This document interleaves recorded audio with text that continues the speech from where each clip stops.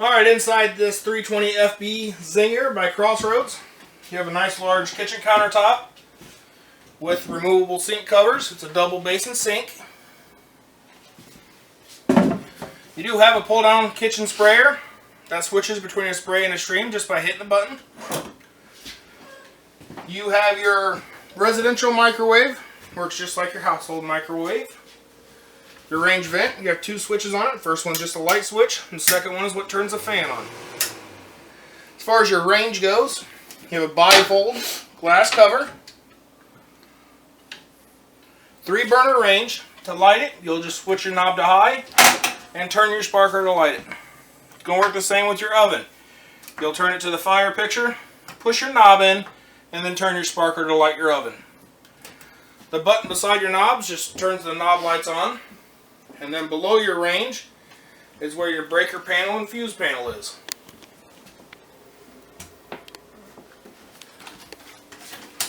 Norcold refrigerator. All your controls for it are above the refrigerator. If you see the blue light, that means you're running on electric. If that light turns red, that means it's switched over to gas. To set your temperatures, you would either first button's for the refrigerator itself, plus and minus for temperature. Second button for the freezer. Going back further, your thermostat. Easy thermostat to use. To turn your AC on, you're going to slide it all the way left. AC is going to kick on. To turn your furnace on, you slide it all the way to the right to heat. And then you would just set your temperature. As far as your fan speed goes right here, you want to leave that on auto. Underneath your thermostat is where your carbon monoxide detector is. Green light means good. Inside your bathroom, you have a foot flush Thetford toilet.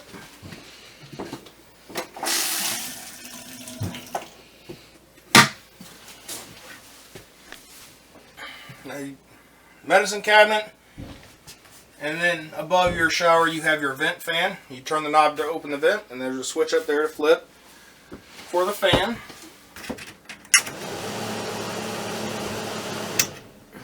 And then the shower is going to work just like your household shower does.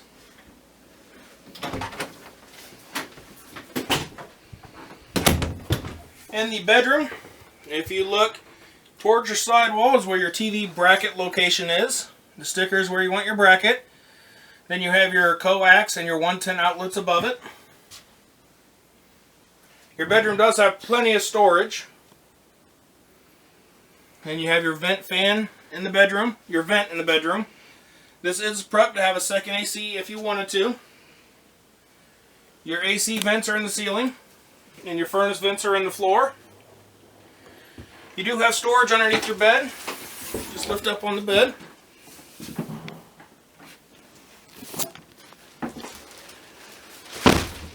And you have USB outlets on the left side.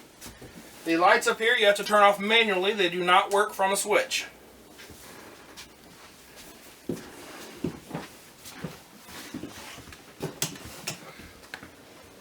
Closing the bedroom door. Plenty of cabinet space.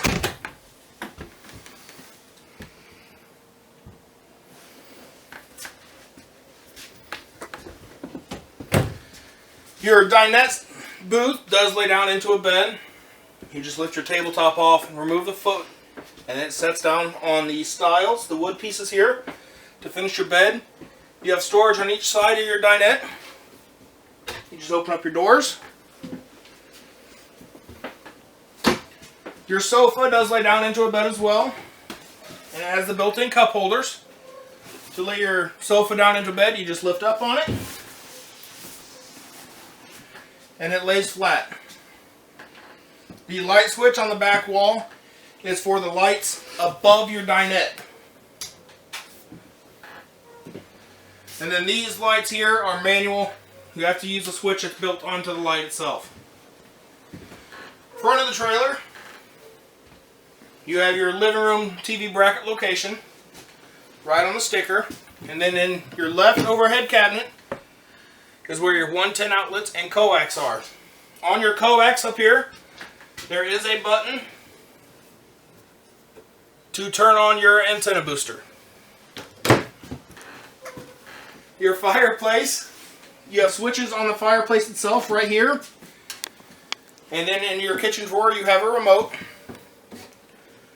Once you turn your fireplace on, you can adjust the heat setting, the brightness, and set a timer from 30 minutes to 6 hours.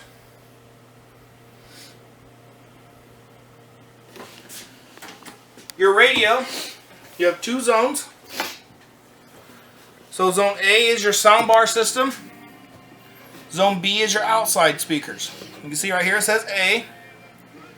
And now it says B.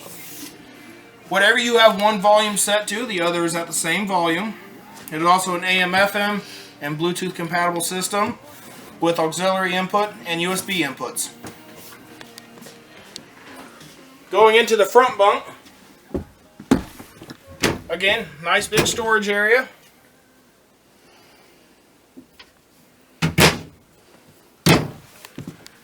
Upper and lower bunks. The upper bunk has a TV bracket location where the bottom does not. USB outlets on the far wall.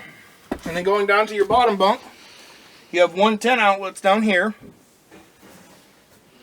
And you do have lots of storage underneath your bottom bunk. Once you lift it up, you can see all the storage. This is also where your winterization and de-winterizing location is. So right now the water heater is winterized. You can see the 2 valves on the back of it. To de-winterize, you would just turn those 2 valves. And then there's 1 valve on your water pump you have to turn. And last but not least, we have our control panel. You have 3 red switches on here. The first one's your water pump, the second one's your gas water heater, and the third one is your electric water heater. After that, you have 3 black switches. Black switches are different lights. So the first one's your awning light, second one is your main ceiling lights inside, and your third one is all your blue accent lighting, like above your slide out. Your 2 slide switches, up brings them in, down puts them out.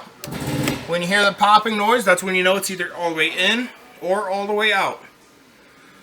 Last switch is your awning. Up puts it in and down puts it out again. For your tank monitors, you would just push and hold the button. So the first one's your battery, then your fresh water, your black, and your gray. On this model, you only have 1 gray holding tank, so you're not going to worry about gray 2 or auxiliary.